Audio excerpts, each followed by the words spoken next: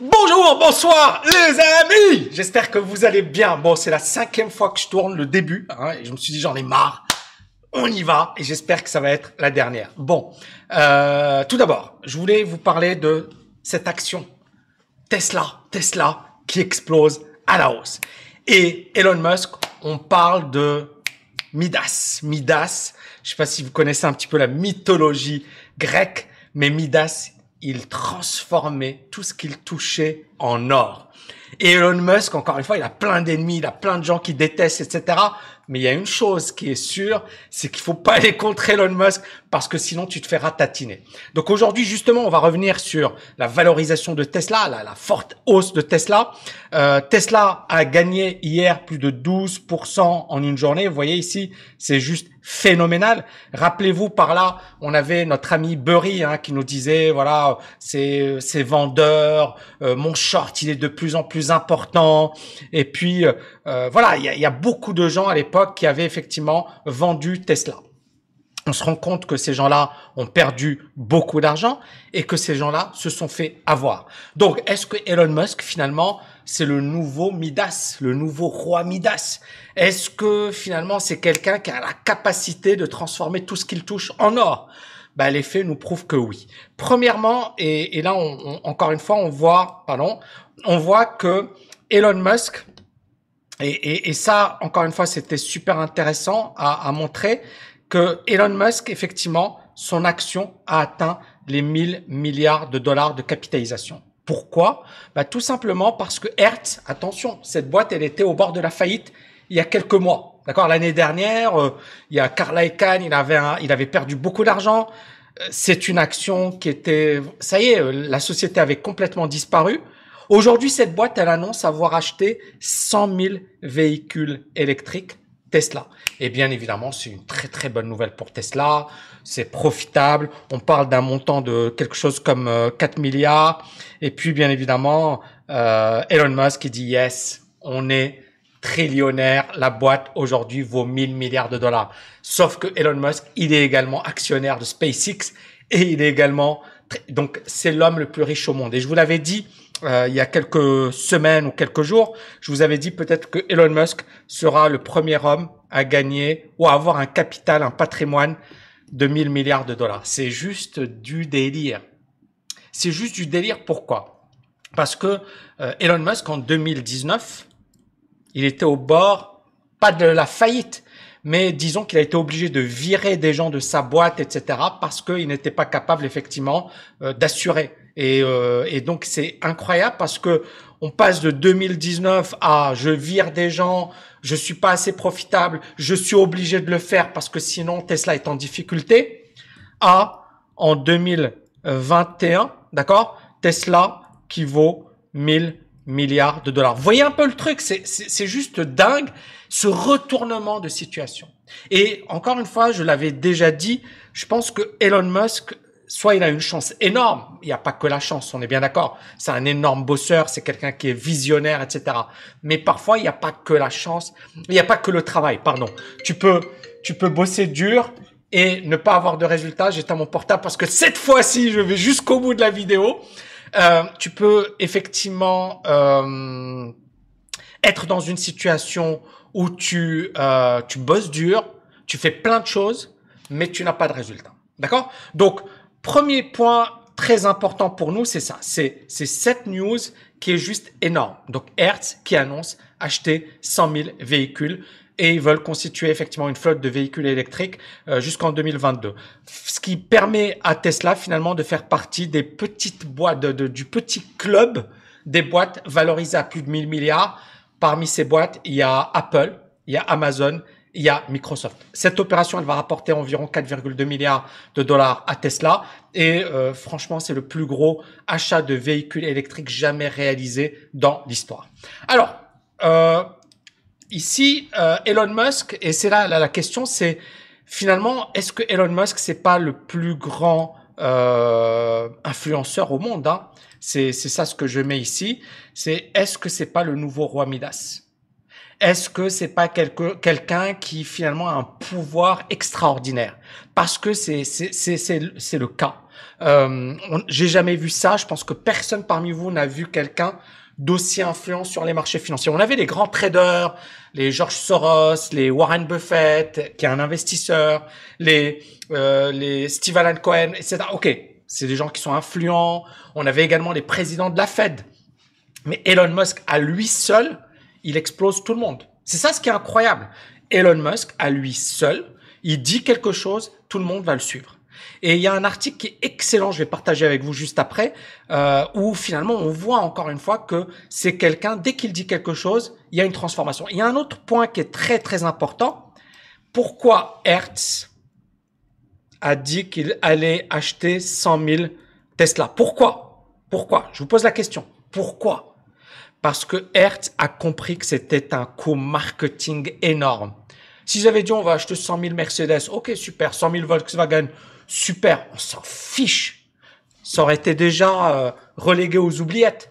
Tu dis je vais acheter des Tesla, tout le monde en parle. Voyez un peu la puissance du marketing. Et ça, tout le monde l'a compris. Tesla n'est pas la boîte la plus lucrative au monde. C'est pas une boîte rentable. C'est pas une boîte qui gagne des milliards. Elle gagne un peu, mais c'est pas franchement par rapport aux autres Toyota et Mercedes, Benz et compagnie. Mais Tesla a la chance d'avoir notre ami Elon Musk. D'accord? Et Elon Musk, et c'est là où on voit la puissance des réseaux sociaux. Alors moi, il y a toujours des nazes, parce que je vais le dire, hein, je suis désolé, hein, si je suis un peu trop direct, désabonnez-vous les amis, hein, ne restez pas sur cette chaîne YouTube. Mais tu as toujours des nazes. Je pense qu'ils ont rien compris au monde dans lequel on vivait. Ouais, Tamim, si t'es riche, tu ferais jamais des vidéos YouTube. T'es vraiment un gros naze de faire des vidéos YouTube. Mais en fait, les mecs, mais Tesla, Elon Musk, c'est l'homme le plus riche au monde. Le mec, il est tout le temps sur Twitter, tout le temps sur YouTube, tout le temps sur Facebook, tout le temps en train de s'exposer sur les réseaux sociaux. Ça a fait de lui l'homme le plus riche au monde. Je pense que si Jeff Bezos faisait autant que lui, si Zuckerberg faisait... En fait, lui, c'est le champion du monde des réseaux sociaux. C'est le champion du monde des réseaux sociaux. Donc, la prochaine fois des 3 points de suspension, vous faites, vous devinez la suite. Dit, ouais, il y a que les pauvres ou les fauchés qui sont sur YouTube. C'est que vous n'avez encore rien compris. On est en 2021, bientôt 2022.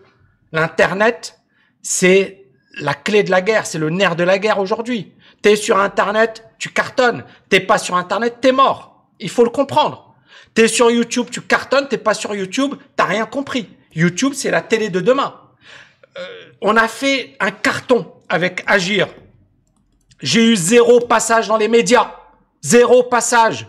Qu'est-ce que je m'en fiche? L'année dernière, on a tout explosé sur les droits d'auteur. 0 passage dans les médias. Qu'est-ce que je m'en fiche? Parce que je n'ai pas besoin. Vous voyez ce que je veux dire? Et il y a plein de journalistes qui regardent et je m'en fiche. Et ils le savent. Mais pourquoi? Parce que je n'ai pas besoin d'eux. Et c'est là où vous voyez la puissance de YouTube. Et là, Elon Musk, il a tout compris. Donc, c'est une leçon que je vous donne, les amis. Vous devez arrêter avec ces raisonnements à 2 balles qui consistent à dire « Ouais, il y a que les pauvres ou les gars qui ont besoin de gagner de l'argent qui sont sur YouTube ou sur les réseaux sociaux. » C'est l'inverse. C'est les gars qui cartonnent déjà, qui ont compris qu'ils devaient être à fond sur les réseaux sociaux. C'est une leçon en or que je viens de vous donner. Et Elon Musk, il a totalement compris ce que je viens de vous dire. Et il l'applique à la perfection. Il l'applique. C'est le meilleur influenceur au monde. Le meilleur influenceur au monde. Et donc, il y a cet article qui est super intéressant. On parle effectivement de Elon Musk. Voilà. The Meme Stock Lord, le seigneur des actions des mèmes. Les mèmes, c'est des actions comme AMC, comme GameStop, etc. Et rappelez-vous, en début d'année, je vous avais dit l'homme le plus influent au monde, c'est Elon Musk. C'était en début d'année, je vous avais dit, le mec, il est trop fort. Et c'est vrai. Et Elon Musk, dès qu'il y a un truc, il va commencer à dire, oui, GameStop, c'est super, GameStonk, ensuite le Dogecoin, ensuite le Bitcoin. Et en fait, cet article, il est juste génial, d'accord? D'ailleurs, regardez le titre, il est trop marrant. C'est Elon Markets Hypothesis. Alors qu'il y a l'efficience des marchés, l'efficiency market, bref, l'hypothèse de l'efficience des marchés. Et là, ils ont mis Elon Market Hypothesis. Et donc là, en fait, c'est ça, c'est Elon Musk a cette capacité d'influencer tout ce qu'il touche. Et le monde des cryptos l'a compris. Et le monde des cryptos est très, très intelligent parce qu'effectivement, voilà, c'est un monde très connecté. C'est un monde qui est très sur les réseaux sociaux. C'est un monde qui est effectivement, et donc, ces gens-là ont compris que Elon Musk, c'était vraiment leur big boss, quoi. C'est le big boss aujourd'hui, des marchés financiers, des cryptos. C'est incroyable, mais vrai. Encore une fois, il y a personne qui est capable de faire ça. Et donc, cet article, il est vraiment génial parce qu'il décrypte un petit peu ce que fait Elon Musk, que on s'en fiche. Vous voyez ici, if Elon Musk tweets about you, your stock will go up. Si tu as une boîte en bourse et que Elon Musk, il écrit un petit tweet, je sais pas moi, un petit moment, c'était Baby Shark. En fait, il suffit que Elon Musk écrive quelque chose pour que l'action explose à la hausse.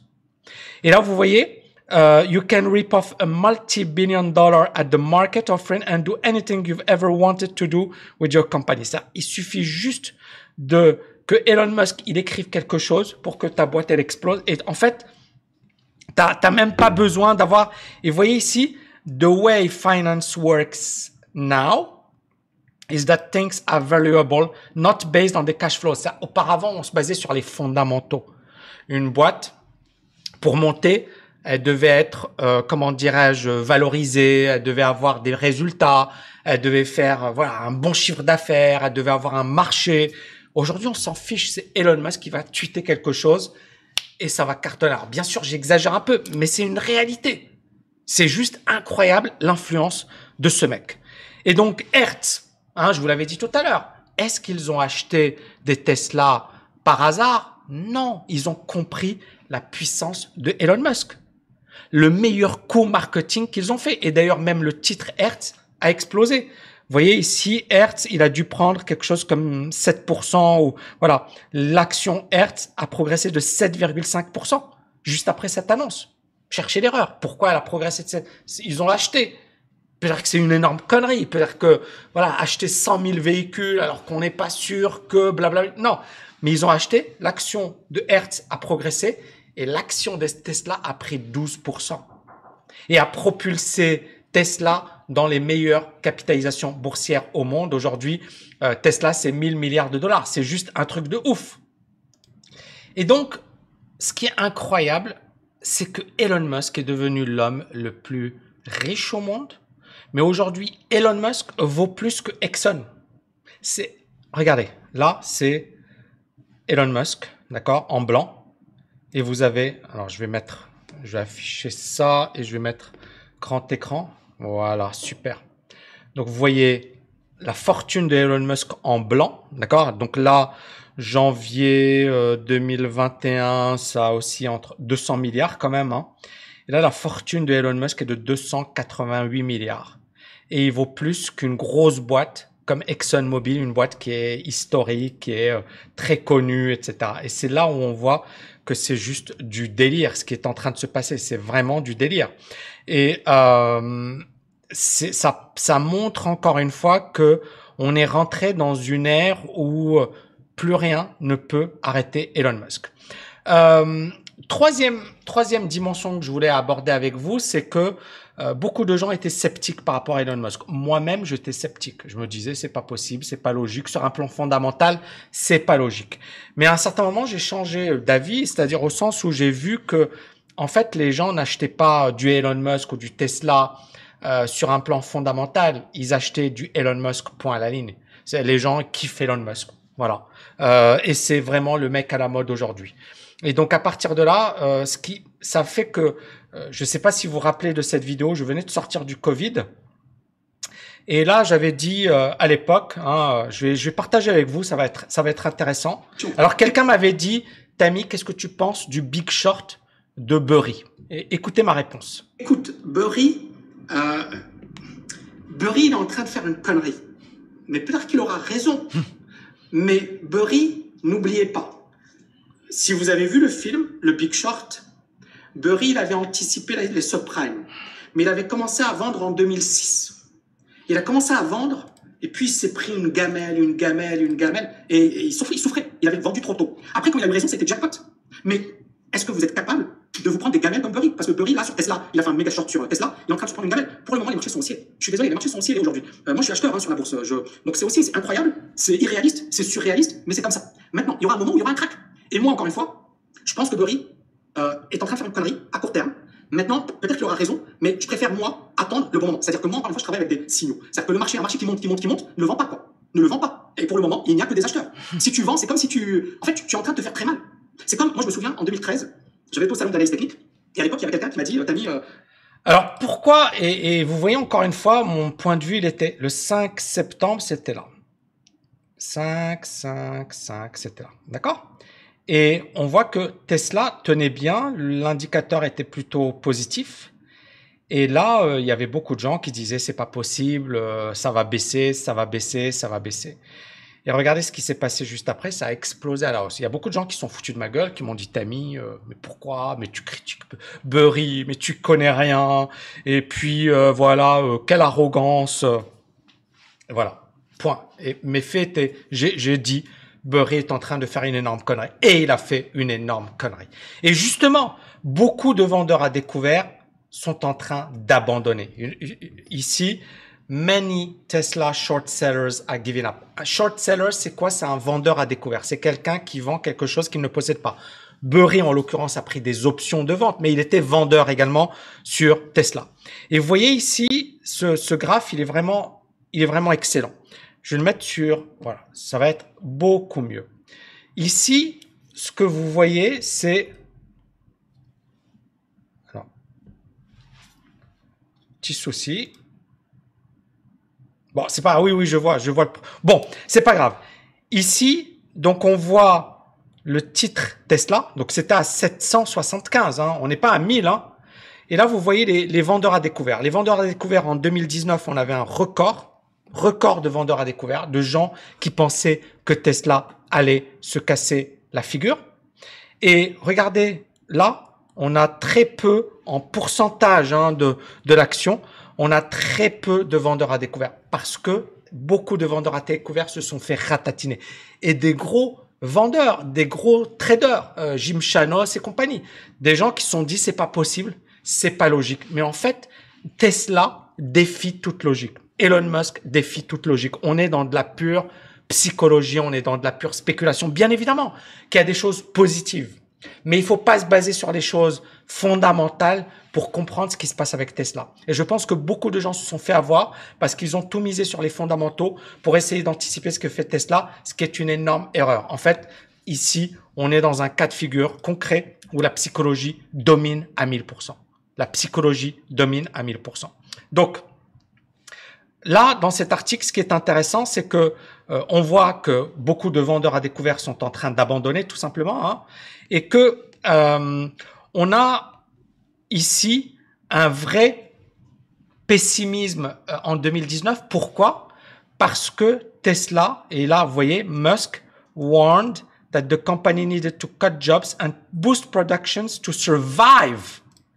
Vous imaginez en 2019, il y a 2 ans, Musk il disait il faut que je vire des gens et que j'augmente la production pour pouvoir survivre.